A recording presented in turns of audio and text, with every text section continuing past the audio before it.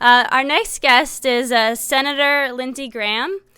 He has compiled a long track record of achievement. The president of South Carolina Citizens for Life calls him a stalwart, go-to lawmaker on right-to-life issues, while National Right to Life says that he has been a pro-life champion throughout his years of congressional service and is the architect of one of the most important pro-life laws ever enacted by Congress, the Unborn Victims of Violence Act. And Susan B. Anthony List said he is an example of leadership in the pro-life movement we should follow.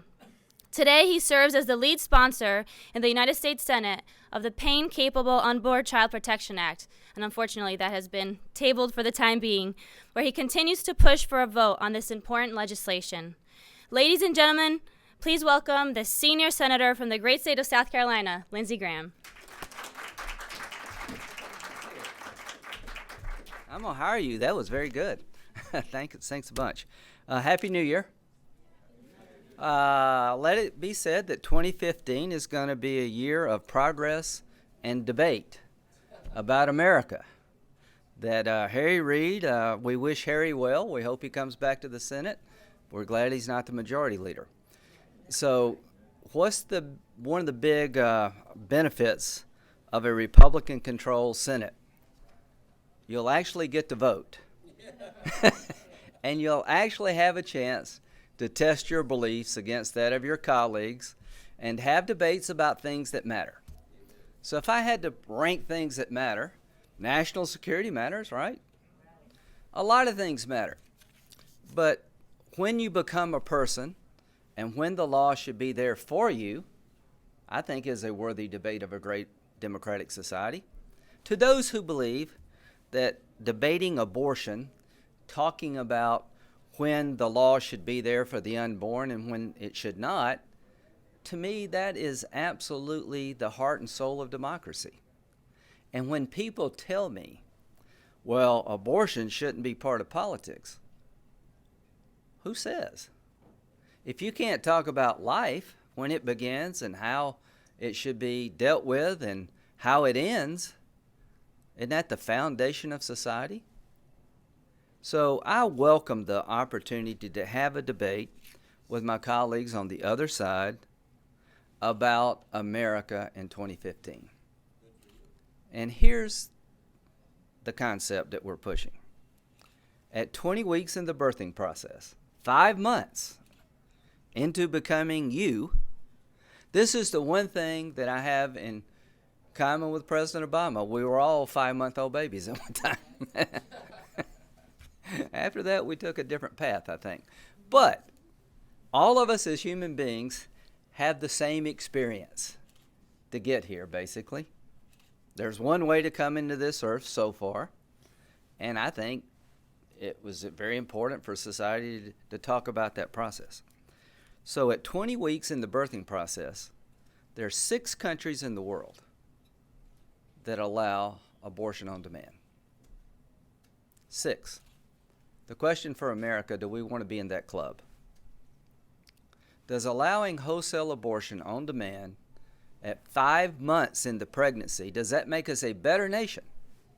What good comes from this? Or does it make us a weaker nation? My belief is that most Americans will say, when they understand this issue, nothing really good comes from aborting a baby at 5 months. And the theory of this bill is different in this regard. Under Roe v. Wade, remember that case?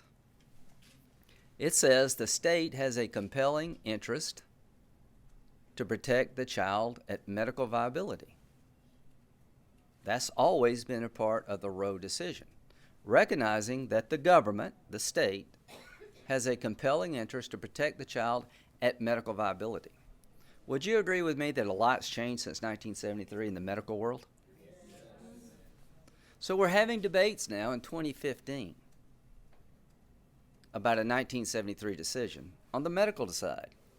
But what I'm offering is a new legal theory for elected officials to have a say. And the real contest here is who should be deciding issues such as when to allow abortion and when to exclude it, When do you become a person worthy of protection under the law? 5 unelected judges? 8 or 9 unelected judges? Or all of us through the democratic process? So what we're trying to do with this bill is focus on the fact that at 20 weeks in the birthing process, the medical community is required to administer anesthesia to the child when there's an operation. And routinely, babies are operated on for problems, abnormalities at 20 weeks. If a doctor is required to administer anesthesia because the baby can feel pain, should we all sit silently and allow abortion on demand? If the medical community is protecting the baby from pain, should not we speak up and protect the baby from death? I think so. A new, compelling reason for the state, the government, to weigh in on behalf of the child. When you look at medical encyclopedias, young parents are very excited about the child. They're studying hard as to what to drink and what to eat and how to behave to give that baby the best chance to come into the world safe and sound. At that stage in the pregnancy, it is routinely suggested to the parents that you sing to the child, because by now they can associate your voice. I find it odd that the medical community suggests that parents interact with the child because they know who you are,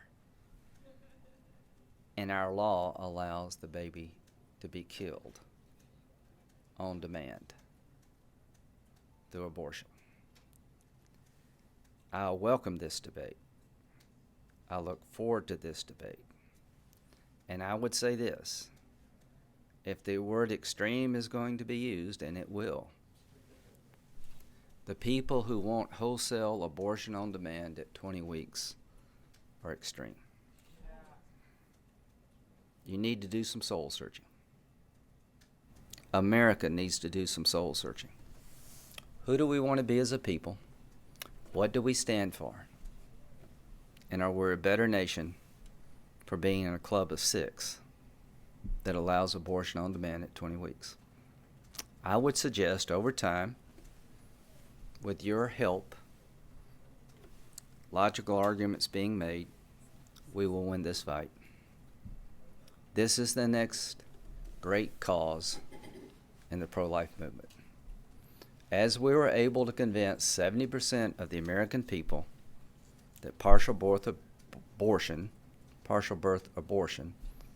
was a heinous procedure and it should be banned, including people who say they're pro-choice, we shall succeed here. Over time, the weight of our argument, intellectually, scientifically, and morally, will win the day. It is a great cause. It is worth fighting for. It should be part of the 2016 discussion on both sides of the aisle. And you're on the right side of history. You're on the right side of science. And you're on the right side of making America a better place. As to the rape exception, we have to find a way to deal with this problem. My goal is to focus on the child. I've always had exceptions for the life of the mother, rape, and incest. Some disagree, including the Pope. I respect those who are intellectually consistent and honest about the baby is the baby. Some of us who have these exceptions do so in a democratic society, believing that there are some places we will not go. Don't let that become the issue. That is a disagreement that overshadows at times the commonality. I hope and pray that we can find a way to deal with the current conflict about definitions. And if we do not, shame on us all. because this is a debate worth having. We will win if we can focus on the baby at 20 weeks. And is America in the right spot on this issue? I'm going to do more than bring my bill up. I'm going to need your help to find a way out of this definitional problem with rape. I'm going to call up the Women's Health Protection Act, the centerpiece of the pro-choice movement. Are you familiar with this legislation? Okay. Well, I'm going to make you familiar with it. Senator Blumenthal is a friend. He's pro-choice. This bill is NARAL and other pro-abortion groups' centerpiece of their legislative agenda. It basically rolls back all state protection for the unborn. I think very draconian. I want to debate his bill and vote on his bill as we debate and vote on my bill. I offered this debate last year and they said no. I find it odd that the centerpiece of the pro-life movement, they objected to the debate. We're going to have this debate, and we're going to get more votes for our bill than they do for theirs. So to those of you who are worried about this debate, I think you're missing a great opportunity to make America a better place. So to our pro-choice friends, we're going to test the power of your ideas against the power of our ideas, and we're going to vote. Welcome to democracy. Thank you very much. Questions? A partial standing ovation. That was good. Any questions? Sir. Specifically when it comes to the House bill last night, the arguments that brought that down seem to be what you were talking about. Mm-hmm. But is there anything else? What should the House be doing? Are you just going to focus? Well, we just need to find a consensus position on the rape exception. The rape exception will be part of the bill. That's the Hyde position.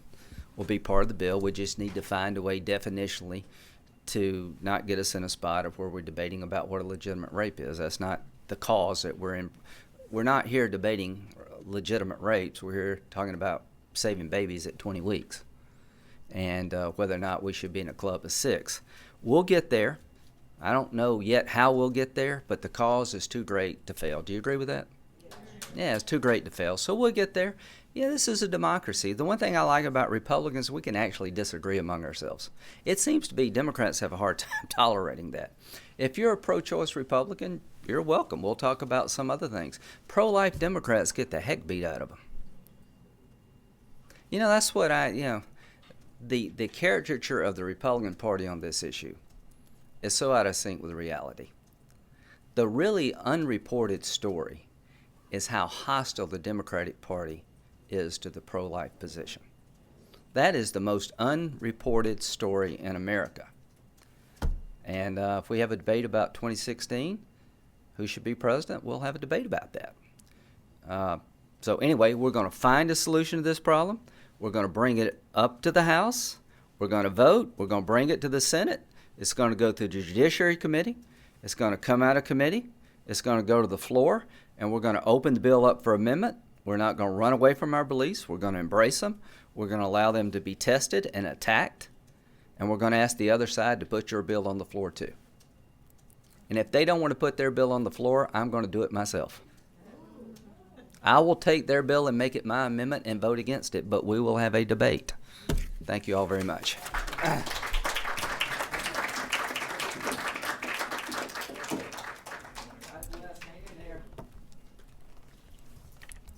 To that end, I did the Fetal Pain paper, which just was published this week, and in it you will find resources from 25 scientific studies that show that babies by 20 weeks post-fertilization can feel and do feel pain.